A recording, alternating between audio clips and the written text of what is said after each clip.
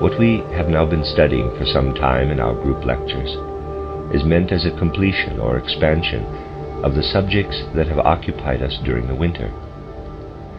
It may well be that a remark here or there seemed somewhat aphoristic, and we want by means of these studies to enlarge or round off thoughts and concepts that have been aroused in us. In the last lecture, we were particularly occupied with the presence of all sorts of spiritual beings, which are to be found, so to speak, between the sense-perceptible kingdoms of nature that surround us. We saw especially how in the place where the beings of different nature kingdoms come together, where the plant is pressed close to the stone at a spring, where ordinary stone impinges on a metal as constantly occurs under the earth, where there is a communion as between bee and blossom, how everywhere in such spots forces are developed which draw various beings, whom we have called elemental beings, into earthly existence. Moreover, in connection with these elemental beings, we have been occupied with the fact of a certain cutting off, a detaching of beings from their whole connection. We have seen that the elemental beings called by spiritual science salamanders have in part their origin from detached parts of animal group souls. These have, as it were, ventured too far forward into our physical world, and have not been able to find their way back and unite again with the group soul after the death and dissolution of the animal. We know that in the regular course of our life, the beings of our earth, the beings of the planet, of the animal, plant, mineral kingdoms, have their ego soul, if one may so call it, have indeed such ego souls as man, differing only in the fact that the ego souls of other beings are in other worlds. We know that man is that being in our cycle of evolution who has an individual ego here on the physical plane, at least during his waking life. We know further that the beings which we call animals are so conditioned that, speaking loosely, similarly formed animals have a group soul or group ego, which is in the so-called astral world. Further, the beings which we call plants have a dreamless, sleeping consciousness for the physical world here, but they have group egos which dwell in the lower parts of the devaconic world. And finally, the stones, the minerals, have their group egos in the higher parts of Devacon. One who moves clairvoyantly in the astral and devaconic worlds has intercourse there with the group souls of the animals, plants, and minerals, in the same way as here in the physical world he has intercourse during the day with other human souls or egos. Now we must be clear that in many ways man is a very complicated being. We have often spoken of this complexity in different lectures. But he will appear more and more complicated the further we go into the connections with great cosmic facts. In order to realize that man is not quite the simple being which he may perhaps appear to a naive observation, we need only remember that by night, from going to sleep to waking up, the man of the present evolutionary cycle is quite a different being from what he is by day. His physical and etheric bodies lie in bed. The ego with the astral body is lifted out of them. Let us consider both conditions, and in the first place the physical and etheric bodies. They lie there, and if we disregard the transitional state of dream, they have what we may call a sleep consciousness, devoid of content, perceptions, or dreams. But the ego and the astral body outside have in this present cycle of evolution just the same dreamless sleep consciousness. The sleeping man, whether in the members remaining here in the physical world or in those which are in the astral world, has the same consciousness as the plant covering of the earth. We must occupy ourselves a little with these two separated parts of the sleeping human being. From other lectures we know that the man of the present time has arisen slowly and gradually. We know that he received the first rudiments of a physical body in the embodiment of our earth, lying in a primeval past, which we call the Saturn evolution. We know that, then, in a second embodiment of our earth, the Sun evolution, he received the etheric or life body. That in the third embodiment, the Moon evolution, he also received the astral body, and that in the present earth embodiment of our planet, he acquired what we call the ego. Thus the human being has evolved quite slowly and gradually.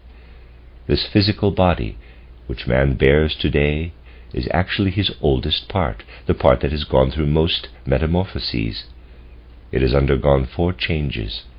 The first rudiment, received by man on ancient Saturn, has gone through 3 modifications on the Sun, on the Moon, and finally on the Earth, and is expressed in man's present sense organs. They are quite different organs on ancient Saturn. They were quite different organs on ancient Saturn, but their first rudiments were there, while no other part of the physical body as yet existed. We can look on ancient Saturn as a single being, entirely consisting of sense organs. On the Sun, the etheric body was added, the physical body went through a change, and the organs arose which we call today the glands, though at first they existed merely in their rudiments. Then on the Moon, when the physical body had undergone a third transformation through the impress of the astral body, were added those organs which we know as the nerve organs. And finally on the Earth was added the present blood system, the expression of the ego, as the nervous system is the expression of the astral body, the glandular system of the etheric body, and the senses system, the physical expression of the physical body itself. We have seen in former lectures that the blood system appeared for the first time in our Earth evolution, and we ask, why does blood flow in the present form in the blood channels? What does this blood express? Blood is the expression of the ego, and with this we will consider a possible misunderstanding, namely that man actually misunderstands the present physical human body. The human body, as it is today, is only one form of many. On the Moon, on the Sun, on Saturn, it was there, but always different. On the Moon, for instance, there was as yet no mineral kingdom. On the Sun there was no plant world in our sense. And on Saturn no animal kingdom. There was solely the human being in his first physical rudiments. Now, when we reflect on this, we must be clear that the present human body is not only physical body, but physical mineral body, and that to the laws of the physical world, hence it is the physical body, it has assimilated the laws and substances of the mineral kingdom, which permeate it today. On the Moon, the physical human body had not yet assimilated those laws. If one had burnt it, there would have been no ash, for there were no minerals in the present earthly sense. Let us remember that to be physical and to be mineral are 2 quite different things. The human body is physical because it is governed by the same laws as the stone. It is at the same time mineral because it has been impregnated with mineral substances. The first germ of the physical body was present on Saturn, but there were no solid bodies, no water, no gases. On Saturn there was nothing at all but a condition of warmth. The modern physicist knows of no such condition because he thinks that warmth can only appear in connection with gases, water, or solid objects. But that is an error. The physical body, which today has assimilated the mineral kingdom, was on ancient Saturn a nexus of physical laws. We are physical laws working in lines, in forms, what you learn to know as laws in physics. Externally, the physical human being was manifested on Saturn purely as a being which lived in warmth. We must thus clearly distinguish between the mineral element and the actual physical principle of man's body. It is a physical law which governs the physical body. It belongs, for example, to the physical principle that our ear has such a form, that it receives sound in quite a definite way. To the mineral nature of the ear belong the substances which are impregnated into this scaffolding of physical laws. Now that we have become clear about this and realize particularly how the sense organs, glands, nerves, and blood are the expressions of our fourfold nature, let us turn again to the observation of the sleeping human being. When man is asleep, the physical and etheric bodies lie on the bed. The astral body and the ego are outside. But now let us remember that the astral body is the principle of the nervous system, and the ego that of the blood system. Thus, during the night, the astral body has deserted that part of the physical body of which, so to say, it is the cause, namely the nervous system. For only when the astral body membered itself into man on the moon could the nervous system arise. Thus the astral body callously leaves what belongs to it, what it is actually due to maintain. And in the same way, the ego deserts that which it has called into life. The principles of the blood and of the astral body are outside, and the sleeping physical and etheric bodies are absolutely alone. But now, nothing of a material, physical nature can subsist in the form which has been called forth by a spiritual principle, when this spiritual principle is no longer there. That is quite out of the question. Never can a nervous system live unless astral beings are active in it, and never can a blood system live unless ego beings are active in it. Thus you all meanly desert in the night your nervous and blood systems, and relinquish them to other beings of an astral nature. Beings which are of the same nature as your ego now descend into your organism. Every night the human organism is occupied by beings fitted to maintain it. The physical body and the etheric body, which lie on the bed, are at the same time interpenetrated by these astral and ego beings. They are actually within the physical body. We might call them intruders, but that is in no sense correct. We ought in many ways to call them guardian spirits, for they are the sustainers of what man callously deserts in the night. Now it is not so bad for man to leave his bodies every night. I have already said that the astral body and the ego are perpetually active in the night. They rid the physical body of the wear and tear which the day has given, which in a broad sense we call fatigue. Man is refreshed and renewed in the morning, because during the night his astral body and ego have removed the fatigue which were given him by the impressions of daily life. This all-night activity of the astral body in getting rid of the fatigue substances is a definite fact to clairvoyant perception. The ego and astral body work from outside on the physical and etheric bodies. But in the present cycle of his evolution, man is not yet advanced enough to be able to carry out such an activity quite independently. He can only do so under the guidance of other, higher beings. So the human being is taken every night into the bosom of higher beings, as it were, and they endow him with the power of working in the right way on his physical and etheric bodies. These at the same time are the beings, that is why we may not call them intruders, who care for man's blood and nerve systems in the right way in the night. As long as no abnormalities arise, the cooperation of spiritual beings with man is justified.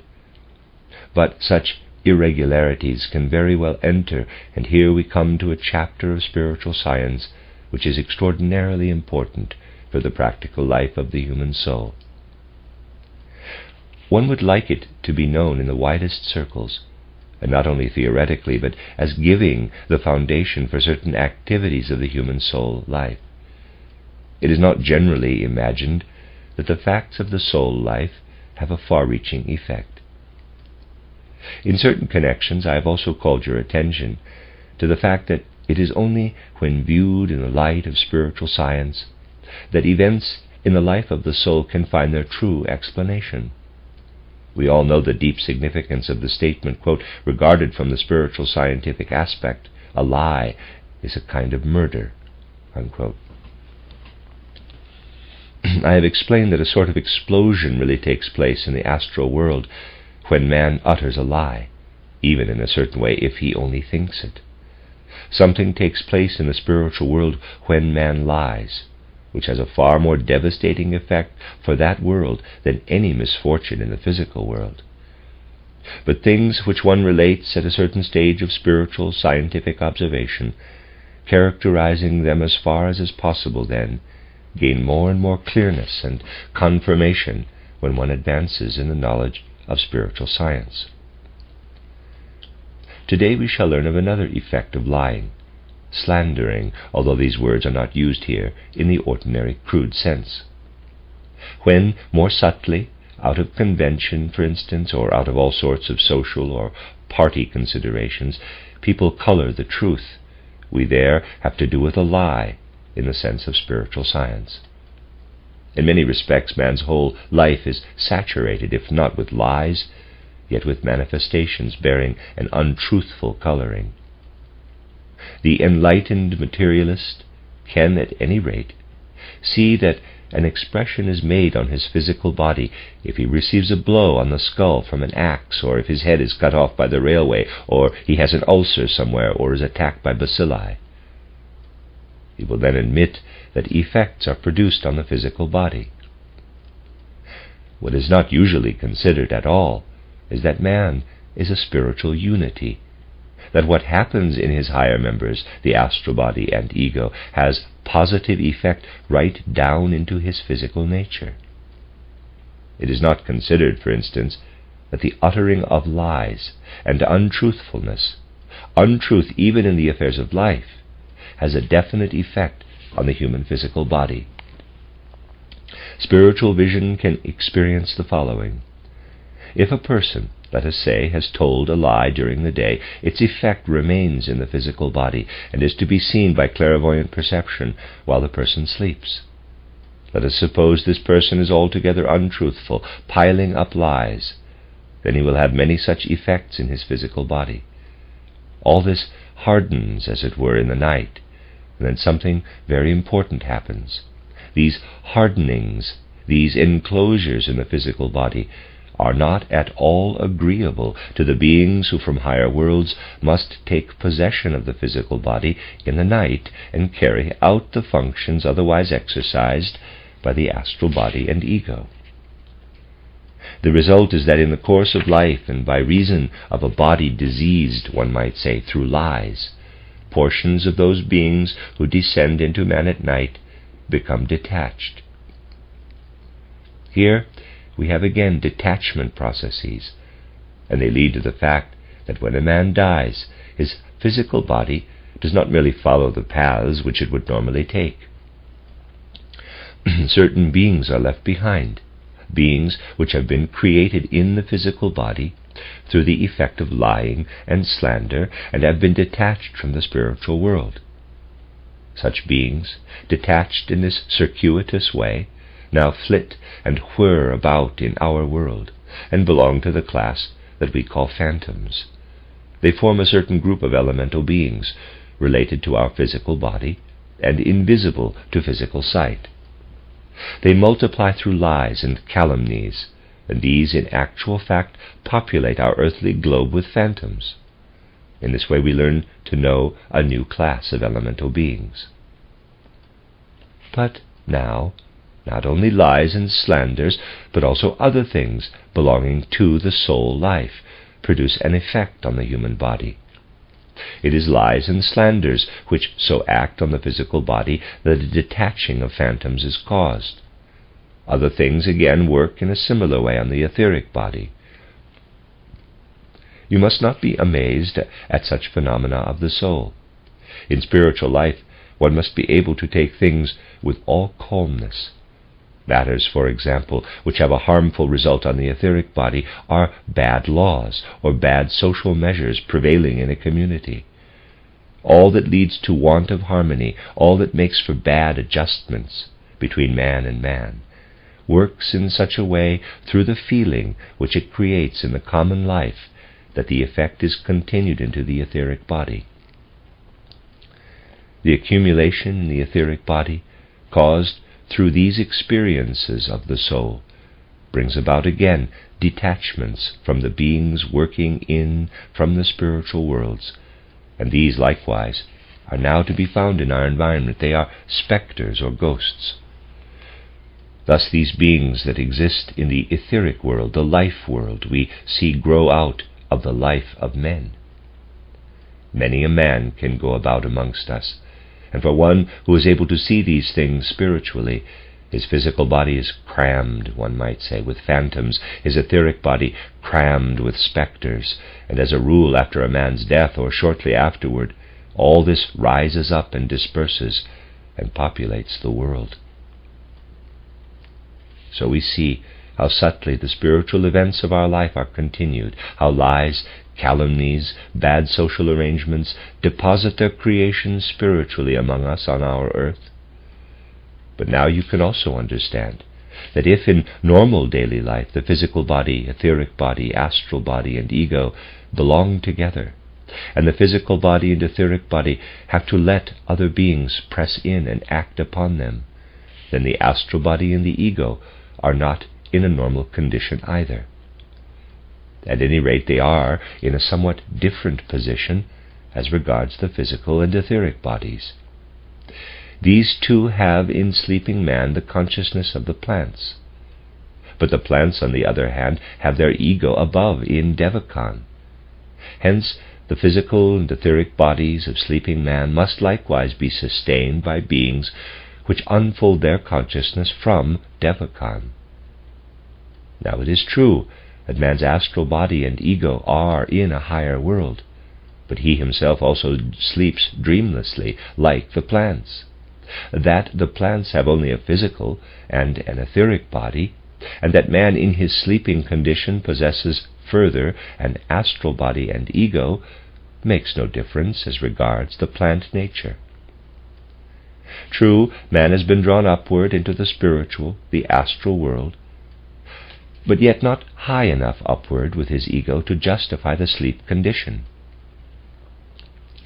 The consequence is that beings must now enter his astral body too when the human being goes to sleep. And so it is. Influences from the Devaconic world press all the time into man's astral body. They need not in the least be abnormal influences. They may come from what we call man's higher ego. For we know that man is gradually rising to the Devaconic world, inasmuch as he approaches ever nearer to a state of spiritualization. And what is being prepared there sends its influences into him today when he sleeps. But there are not merely these normal influences. This would simply and solely be the case if human beings were fully to understand what it is to value and esteem the freedom of another. Mankind at present is still very far removed from that. Think only how the modern man, for the most part, wants to overrule the mind of another, how he cannot bear someone else to think and like differently, how he wants to work upon the other's soul.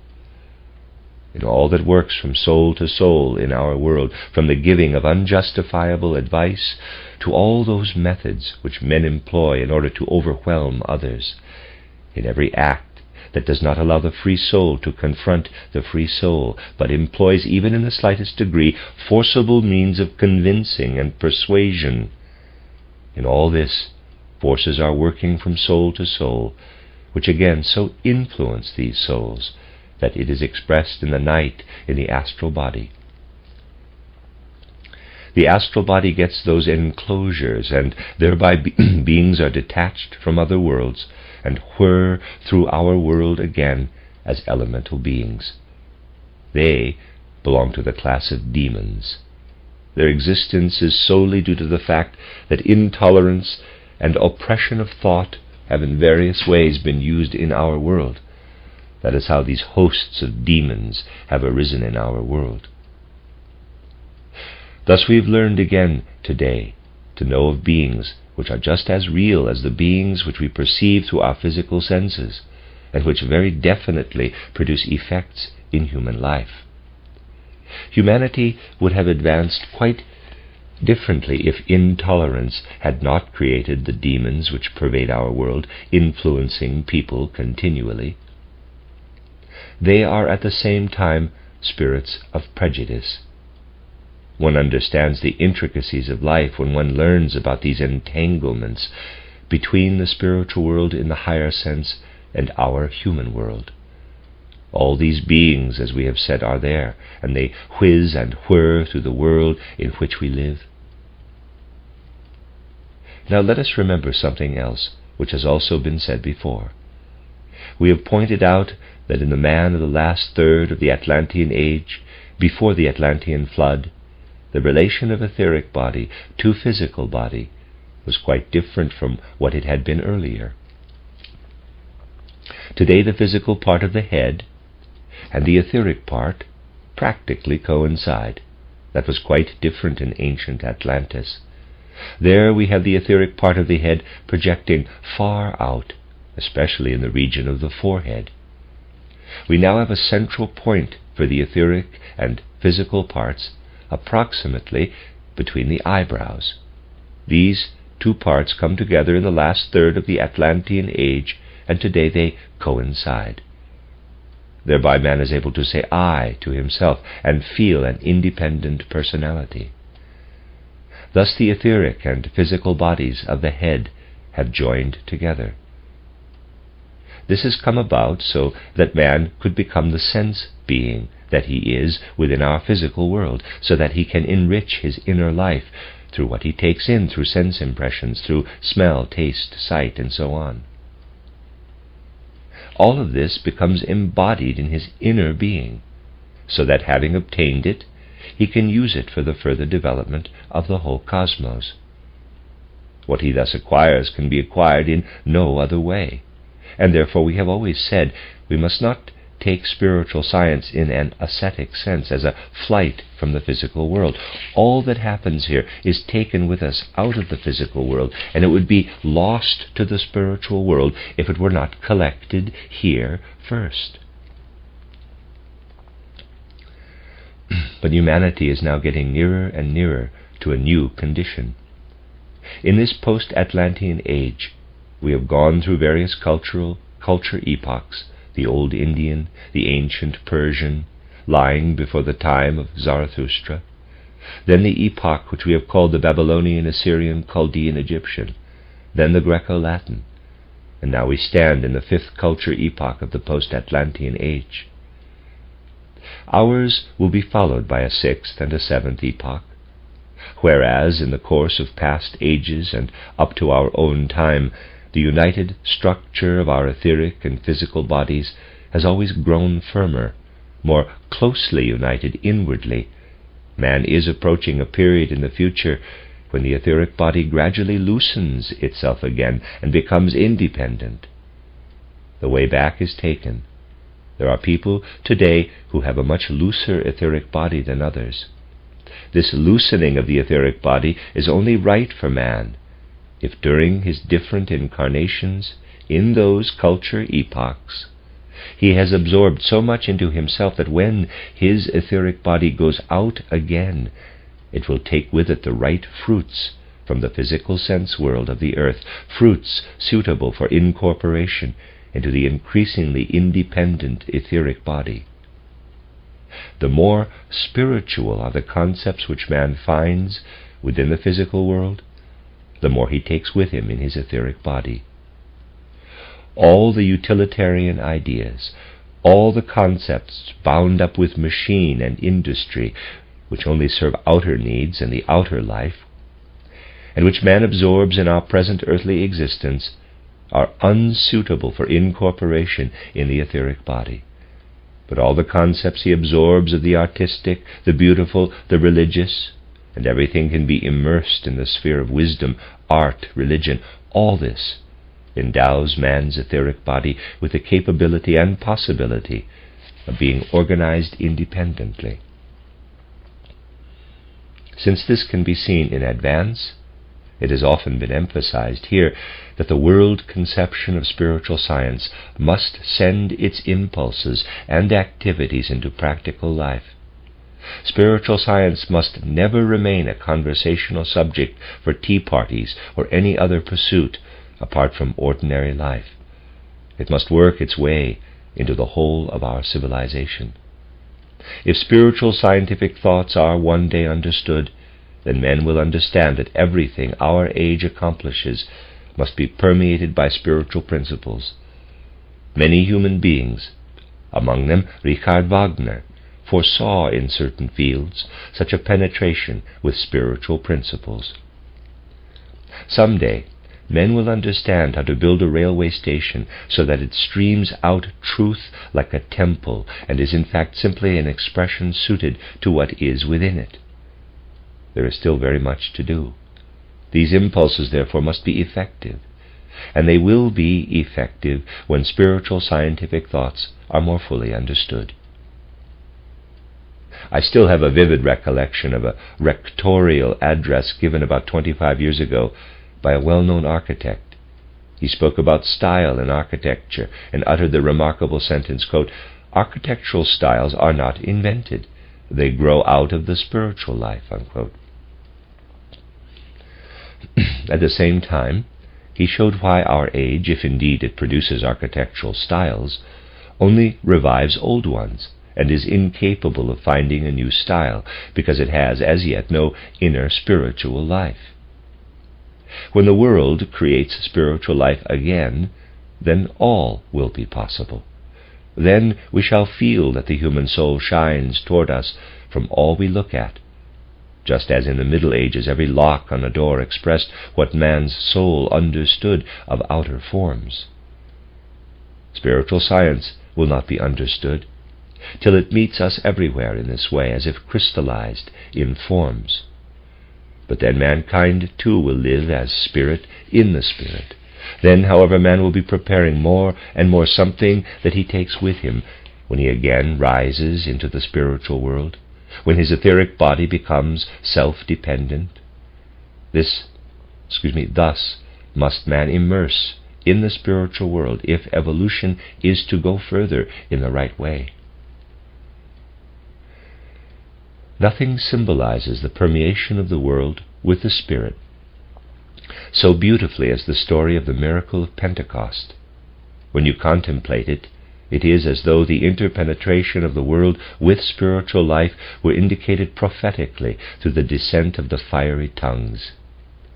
Everything must be given life again through the Spirit. That abstract intellectual relation which man has to the yearly festivals must also become concrete and living again. Now at this time of Pentecost, Whitsuntide, let us try to occupy our souls with the thoughts that can proceed from today's lecture. Then the festival, which as we know is established on a spiritual foundation, will again signify something living for man, when his etheric body is ripe for spiritual creation. But if man does not absorb the Whitsuntide spirit, then the etheric body goes out of the physical body and is far too weak to overcome what has already been created, those worlds of spectres, phantoms, demons, which the world creates as phenomena existing at its side.